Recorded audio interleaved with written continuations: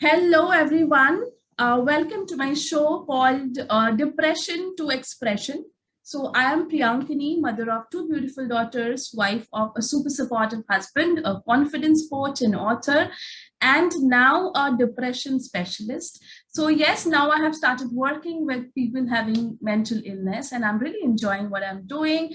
And this new series, YouTube series called Depression to Expression, the whole purpose of this series is to invite special guests, special people who are not normal people. They have gone through this phase, they have gone through depression, they have overcome, not only, fought themselves, but then they have helped hundreds and thousands of people who are going through depression.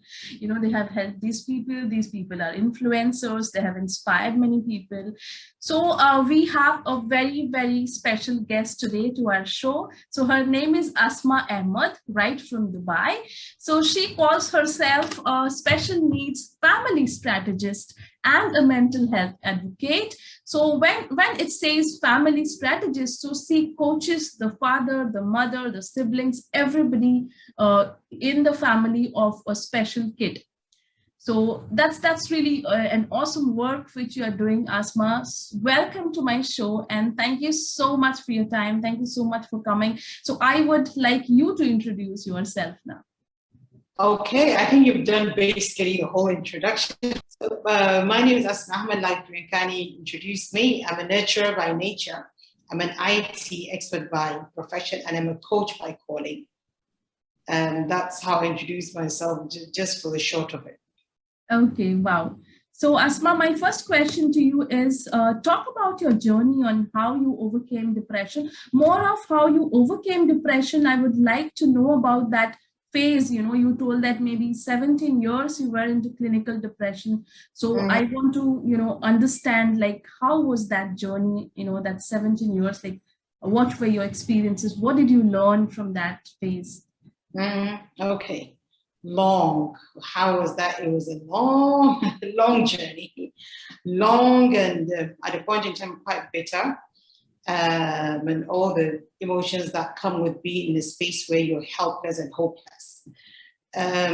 So I've been there for about 17 years. That's what I remember. Could have been more, because at what point we even know we started being depressed.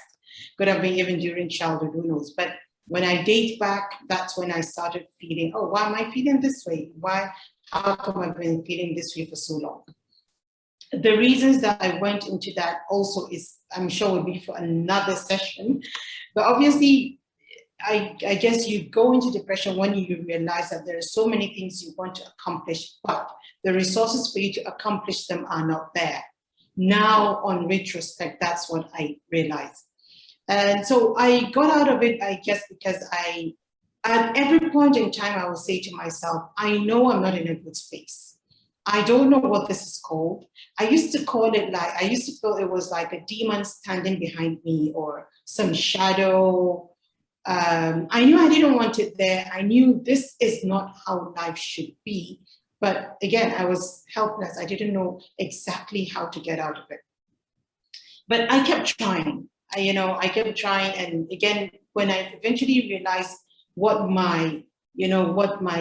important to me in life, what we call values, what's important, what makes you do the things you do and you do them happily and you don't regret them.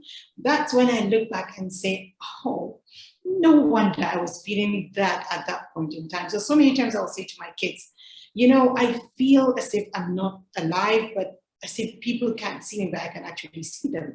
It was that bad. I just felt like I would say to them, I feel like I'm in a bottle. I really want to get out. I need to leave this place, but I don't know how.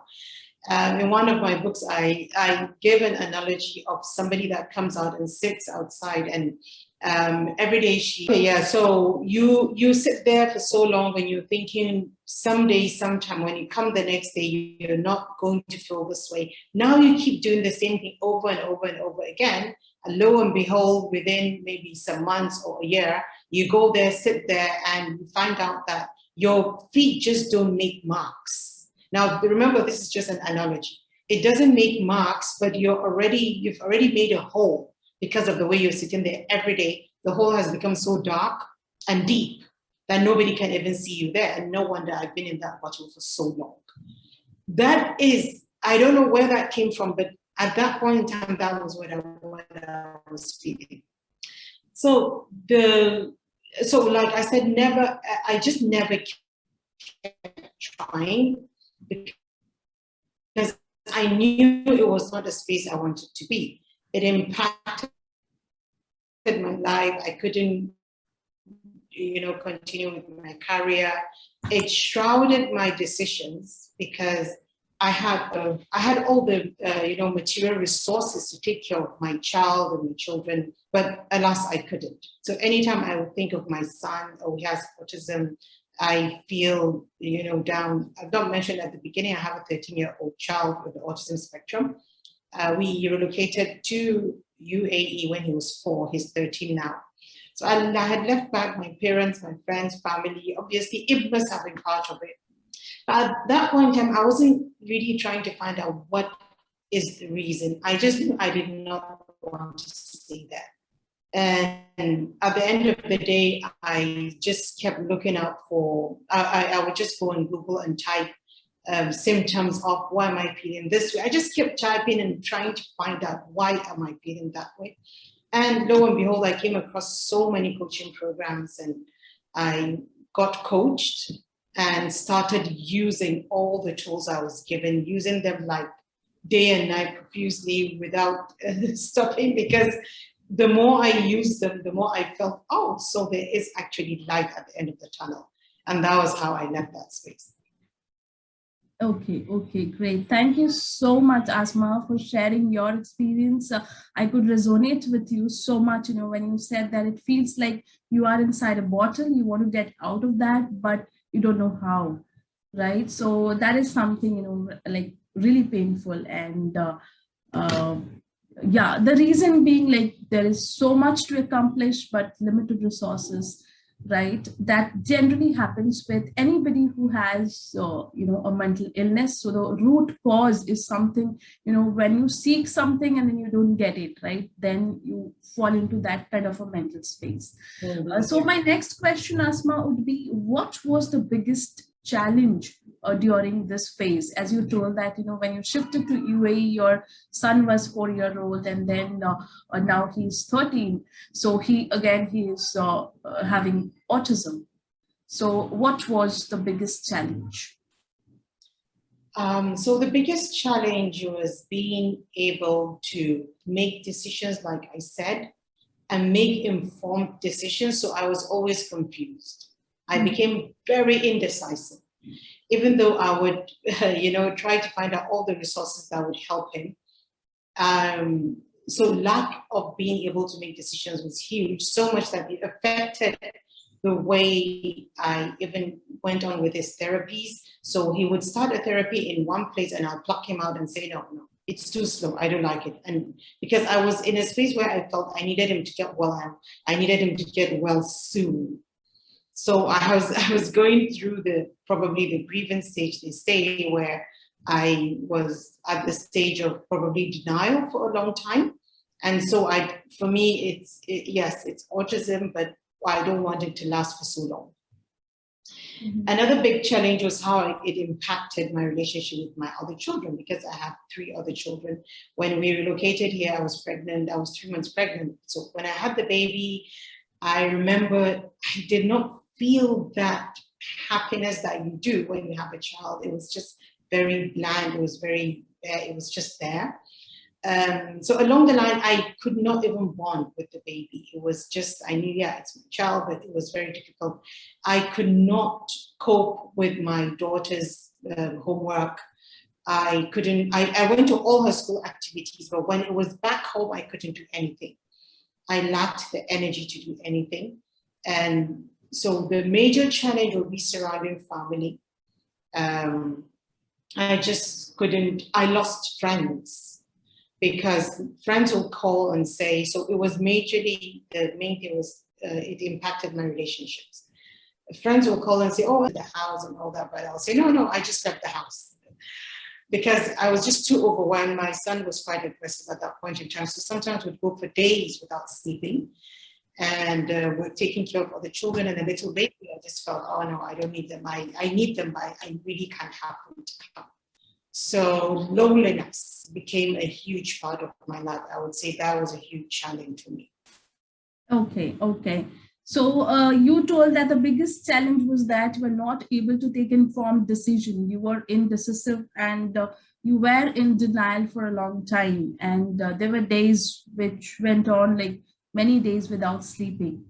Right. So I can so much resonate to you on this, because I remember when I was into postnatal depression, my younger one was born, and I for just putting a lipstick, I used to call up my sister, what, which lipstick should I put? I'm really confused. So as small as that, and afterwards when I realized, I was like, oh my God, that was so funny, I was not able to make even a small decision. So yeah, it happens. So my next question would be, Asma, tell me one thing which a depression patient should not do and one thing which they must do. Yeah. I wish I could say something to this, but I'll try. You know what? Because if you see a depressed person, maybe if you give me permission, I may even change it to one thing to tell a depressed person. You know why? Because when you're actually going through depression, do you really know what not to do or what to do to yourself? But if I go back in time and talk to the Asma of 3, 4, 5 years ago, I would say, Asma, never ever give up. Never give up on yourself. Keep trying. Remember, you're an awesome human being. You may be going through challenges, but don't allow your challenges to shroud what you can become in the future. This is the message I'll send her. If only she had the vessel to receive it, because I don't even know if somebody had sent me that message at that point in time, but probably now I could send it to someone with all love and be able to open up. What to do, but what not to do is not to give up. And what to do is the flip side, to keep going on.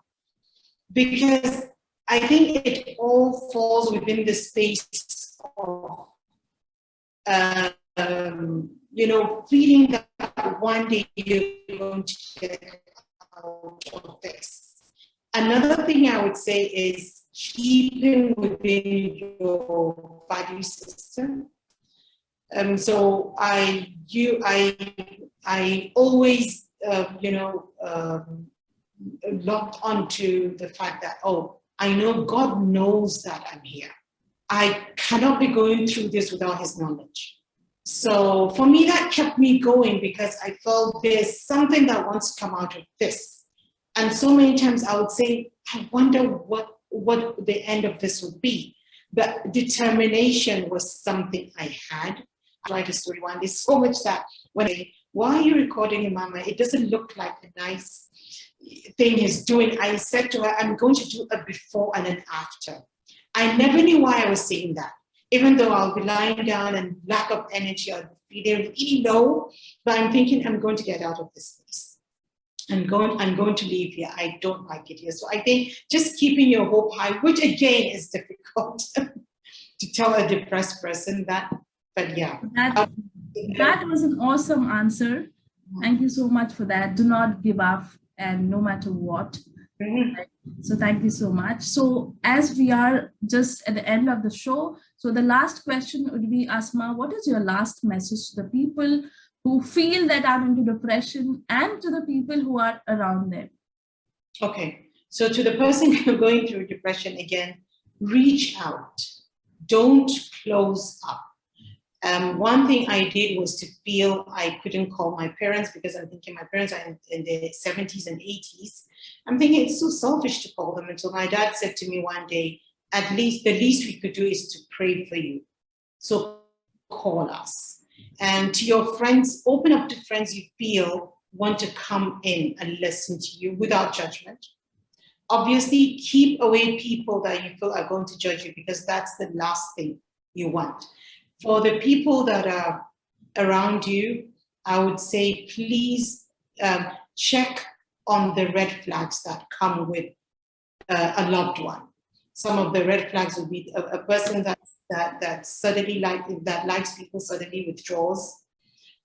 She becomes irritable, easily becomes irritable if it's not another condition, of course. And so many red flags that you could find out. As long as you know the person a loved person around you has changed, try to don't focus on how it makes you feel, because this is the main mistake loved ones make. I don't like the way she's behaving. I don't focus on why could she, what's the possibility, what are the possibilities why she's behaving like that, and try to listen to her without judgment. I always say listen to the person without attempting to respond. Just listen to them and listen to the words they're saying that may make you feel, oh, where is that coming from? So support. It is huge for a person, to give a person that's going through depression. Wow. Thank you so much, Asma, for that beautiful answer. So for the people who are going through it, they should open up, they should speak out, and the people around them should listen. Beautiful. Thank you. Thank you so much, Asma, for this wonderful sharing of your experience. I know for sure that you have, inspired a lot of people out here. And thank you so much for coming to my show. And thank you so much for your time. Thank you, Priyanka. Thank you for having me. I'm happy. I hope if I've changed one person's perspective, my job is done. Thank you for having me. Thank you so much.